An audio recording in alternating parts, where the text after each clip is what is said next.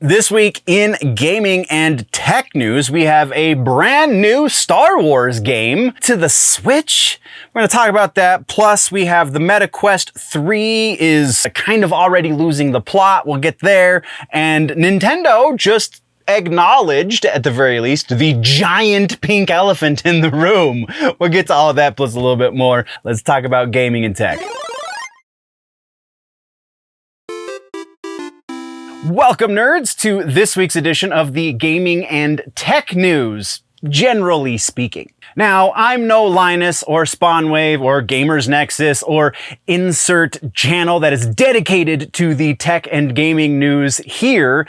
That's not what you're getting here. This is just enough to keep you informed, generally speaking. We do this just about every week as part of a larger news show called The Week in Nerddom over on the main channel. You can find that linked down in the description or at the end of this video. Now let's talk about some gaming and tech and maybe even some like photo, video kind of news as well. Okay, so follow-ups and corrections. We finally have a follow-up on XDefiant, the Tom Clancy free-to-play FPS game. Looks really good. We finally have a release date for it, and it's kind of a weird situation with the release date, so let's talk about that real quick. So it's May 21st is when pre-season starts. So it's not going to be season 1, it's kind of the advanced beta. It's free to play, so it's kind of acceptable for them to do it this way. Hopefully it won't be too buggy, but Lord only knows that is kind of the business model for AAA games anymore, especially free-to-play games. But there are a couple of things to be noted here.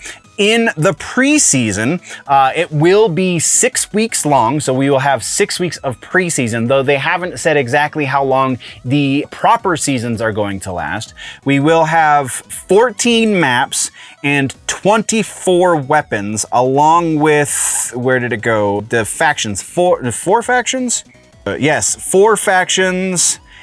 And then the roadmap, starting with Season 1, includes the addition of 4 new factions, plus 12 new weapons and 12 new maps. So that'll bring our count to... Let's do a little bit of quick math real quick. We have 14 maps plus 12 maps is 26 maps. We have 8 factions by the end of Season 1 and 36 new weapons, 36 weapons rather, by the end of Season 1. So that's pretty significant, and hopefully I can get my hands on that trailer so you'll be looking at it a little bit right now as I'm talking about it, but it looks really damn good. They have said that it is going to be borrowing gameplay elements from the vast oeuvre, if you will, of the Tom Clancy games. So that sounds, there's a little bit of Splinter Cell in there too, it even looks like. We're gonna get a little bit of spies versus mercenaries. Those seem to be at least 2 of the factions right at this point. I didn't, for whatever reason, write down the existing factions that are going to be launching for preseason, but we'll do another follow-up, I'm sure, before it launches on the 21st. That's pretty epic. I'm super stoked for this. I've been super stoked since they originally announced it about a year ago, I believe is when we last talked about this. From there, let's get into some trailers, though. We have the big one is Star Wars Hunters. We have it's a 4v4 arena battler. Couldn't exactly call it a brawler, couldn't exactly call it a shooter because there's a lot more than just shooting elements to this gameplay, but it is an arena style game. So it's 4v4. You have different arenas that are from the different areas of the universe in Star Wars, and it's on the Nintendo Switch, and it will be launching June 4th. So all of the sudden we have a brand new Star Wars game. The other noteworthy thing about this launch is that it's going to Android and Apple devices as well. So it's going to be very low on the demand side of things because they're not going to any of the proper current generation consoles, because arguably the Switch is a last gen console because it launched kind of before all the last gen consoles did. So yeah, pretty freaking nuts. You can pre-register if you are interested in playing it at StarWarsHunters.com, link down in the description. And I believe it is a free to play Plus, you will not be required to have a Nintendo Store online, or whatever the online subscription is that you need to play multiplayer stuff in order to play multiplayer for this game. It connects to different servers. Somehow they worked it out with Nintendo that you are not required to subscribe to the Nintendo service in order to play online. So that's fairly significant, I'm not gonna lie. Sounds pretty cool. Like I said, I'm pretty sure it's a free-to-play, though I'm not seeing that explicitly in the notes because I take amazing notes. So we will probably have to do a little bit of a follow-up before that launches on June 4th, but yeah. Moving right along for trailers, this is the first of 2 times we're going to be talking about Mortal Kombat 1, of course. We have Homelander as launching, the teaser trailer for the Homelander launch has finally dropped. It's very short, it's like 40 seconds or something along those lines. We get a couple of really quick lines of dialogue out of him, so we can't really tell if they pulled the wool over our eyes and did, in fact, get Anthony Starr to do the voice for Homelander, though to my ears that doesn't really sound like the same voice that's coming out of the face in the TV show, so it's probably just a voice actor. But Homelander trailer, go watch it. It's super hype. We will talk a little bit about the new hypeness over in the rest of Mortal Kombat stuff once we get into regular ass news, but that's what we got for trailers this week in gaming and tech, so let's move over to regular ass news, shall we? The first piece for regular news is Batman Arkham Shadow. So this is a new game in the Arkham universe, properly set in the Arkham universe. Going to be the first of the, I take that back, going to be the second of those games that does not feature Kevin Conroy as the voice of Batman, sadly. It is going to be VR because it's MetaQuest 3, and it's MetaQuest 3, so we've got a couple of things that are kind of stacking themselves against this game doing any kind of good. First off, it is a little after the fact as far as the hype goes for the Arkham games, because we got, what was it, the Gotham Knights kind of killed that a little bit, and then, oh boy, and then we got the Justice League the Suicide Squad killed the Justice League, which is also in that same universe.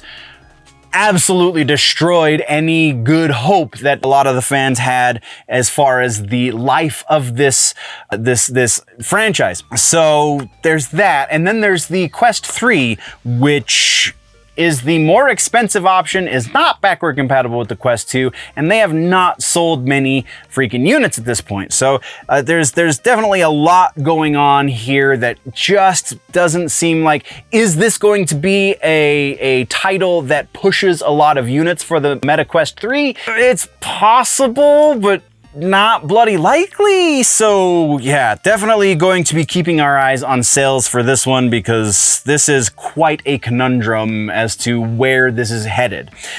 From there, let's talk about the big Helldivers 2 pink elephant in the room. So since we last spoke, since the live episode last week, some stuff has gone down with the PlayStation Network. Sony very specifically decided that it was time to start enforcing the requirement for players of Helldivers 2 to have a PSN account. So if you did not have a PSN account as of, I believe it was Friday of last week, then you were no longer able to play Helldivers 2, which is a bit of a bummer because there are over 100 territories in which PlayStation Network is not freaking available. However, Steam is available in those areas, and you can play Helldivers 2 on Steam. Well, you could up until Friday. So after that happened, and the publisher is not getting off scot-free here, because yes, a large part of this is Sony's enforcement, but I mean, the publisher has taken ownership. I can't remember the name of the studio, and yeah, it's definitely not in the notes because everything is talking about Sony, but publisher has taken responsibility for, yes, we could have made it much more well known that you will eventually need a PSN account. Also, we didn't have to put it on sale in every country possible, because that's just kind of setting us up for failure. But it would seem that however dumb or nefarious that idea was to do, whichever way you want to take that, kind of sort of paid off, because Sony, as of Monday, so just a couple days later, walked it back entirely. You do not need a PSN account in order to play Helldivers 2. The update that was supposed to roll, that kind of sort of started to roll out because they delisted the game in all those 100 countries. It has now been walked back. They are not going to be rolling it out completely, and they have relisted the game in Steam in those 100 countries. So you have 3 days of crazy review bombing on Steam, for good reason. There is absolutely every reason in the world for the community to have done what it did. Yes, it was in the fine print that eventually you will need a PlayStation Network account, but at the very least, they could have grandfathered the people in. That would have been some sort of weird middle ground that would have worked. But I think the gamers came out on top on this one. This is absolutely a win for the community. So congratulations to all of you Helldivers 2 players, because I am not one of them. I'm an Xbox guy. My PC, I guess, theoretically could get Helldivers 2. I just haven't spent the money on it yet, I guess, is probably my biggest excuse. But yeah, Helldivers 2, super awesome. Let's move on. Oh, hey nerds. So, just here to remind you this week that subscribing is great. You should do that. It really doesn't cost you much, and it helps us make this show happen. It also keeps me fed, so that's a good thing too, right? You don't want a dragon to get hungry. So hit the subscribe button, tell all your friends. We've gotten a lot of comments recently talking about how, people think we do a good job here, so let your friends know if that's the case, and it really helps us out even more that way. So, yeah, there you go. Either way, thank you for subscribing. Thank you for feeding me. Let's get back to nerdy things. Okay, bye. Shall we? And then, like I said, we are talking about Mortal Kombat 1 one more time. This time, we're talking about some real quick updates. I guess this probably could have gone into the follow-ups and corrections section, but whatever, sue me. We have the announcement from Ed Boon himself that we are going to be getting the movie skin from 1995, the OG movie skin for Scorpion. There has been an allusion to getting the Katana skin from that movie as well, though some of the people are talking about the potential for the Katana skin from Annihilation. I don't think anybody really wants to acknowledge that that movie exists anymore, so that's probably not super likely, but it has been alluded to by Mr. Boon himself. Plus, we also got the Movado. Movado dropped. Wow. I labbed him a little bit last night, and this is going to change the game. This is going to change the meta as much as Chameleon and Janet Cage did previously, potentially even more than those two combined, because you got a couple of gameplay elements that are exclusive to this cameo character that are fairly prevalent in other fighting games that have not been a thing in Mortal Kombat 1, at least one of these elements. So the big one though is the on the ground move. So in Mortal Kombat, through the history of the game, 2D era, 3D era, to now, to modern era, there has not been an OTG move ever. You've never been able to hit your opponent while they are knocked on their ass. Movado can do that, and it makes a lot of stuff safe. It's got some crazy startup frames, so it's not 100% safe, but they can also theoretically block out of it if they're quick enough. Either way, this is going to change the meta. And then you have the perfect block. I can't remember the name of the gameplay mechanic, but this was something that we got in Mortal Kombat 11. It might have been X, but I'm pretty sure it was 11, where if you perfect block, you can kind of push your opponent away from you. You get a free hit, effectively. Very, very minor on damage, but enough to clear them out so that you can get a breather and maybe take your turn back. This element has not been included in Mortal Kombat 1. It was, like I said, previously included in either X or 11, but now Movado can do that too. So just a huge, huge change in the meta for Mortal Kombat 1. And then you have Ermac being an incredibly fun rushdown character, and just things are getting wild in the Mortal Kombat 1 community. I really, going into this weekend, because that's usually when I get most of my gameplay in, going into this weekend, I feel like it's going to be very strange if I see anybody in Combat League not cameoing with either Chameleon, Janet Cage, or Movado, because those three are kind of where it's at right now. So just a little bit of a gush from me for the Mortal Kombat community. Super excited about that. Let's move into the next piece of news, which is the giant pink Nintendo elephant in the room. Nintendo has acknowledged the fact that there is, in fact, a successor to the Switch. They have not yet given it an official name. They did only acknowledge it in one tweet from the company the head, I think is who it was, on their X account. They basically, what the tweet says is that we have a successor to the Switch coming. It will be here in announcement form, if nothing else, by the end of our fiscal year. They very specifically said the fiscal year for Nintendo is when the time frame for which they are giving themselves to make the announcement. They then continued to say that we will not be getting any information about the next console from them in any of the Nintendo Directs that are on the immediate horizon. So, will they announce it in a Nintendo Direct? Possibly. Will it get its own proper announcement outside of a Direct? That seems a little bit more likely, but it will not be in any of the currently scheduled Nintendo Directs, so do not be grumpy when it does not surface in a Nintendo Direct presentation. Yeah, I got a little bit to say on that, but we're going to get to that in the speculation section at the end of the rumor mill. So, yeah, they acknowledged it. It's a thing. It does exist.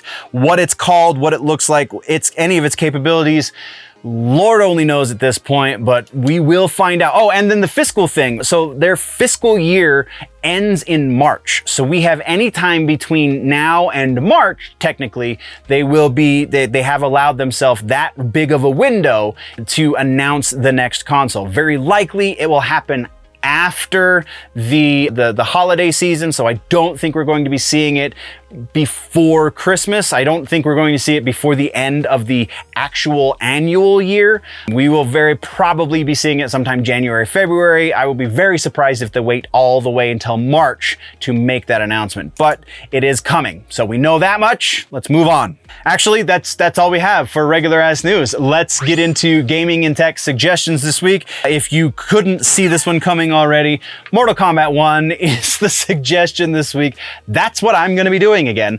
So that's the only thing I can legitimately, honestly suggest. If you want to find me, it's not that hard. I'm pretty sure I've changed my stuff. Whatever, go check out one of the live streams. My gamer tag is all over the live streams, and you can join me on Xbox. Actually, Mortal Kombat is cross-platform, so whatever it is, you can find me and you can fight me, and I will be more than happy to attempt to stick up for myself. Either way, Mortal Kombat 1, Movado, game changer. Ermac, a hell of a lot of fun to play, and this is just becoming fastly one of my favorite Mortal Kombat games. Not quite all the way up there, but it's getting close. So that's your suggestion for gaming and tech this week. That brings us to the end of the video, nerds. Thank you very much for joining me for the news. Once again, there is a full and probably much more up-to-date and recent episode of the news, the full-length version, if you will, called The Week in Nerddom over on the main channel, linked down in the description, and probably link popping up somewhere around my face right about now.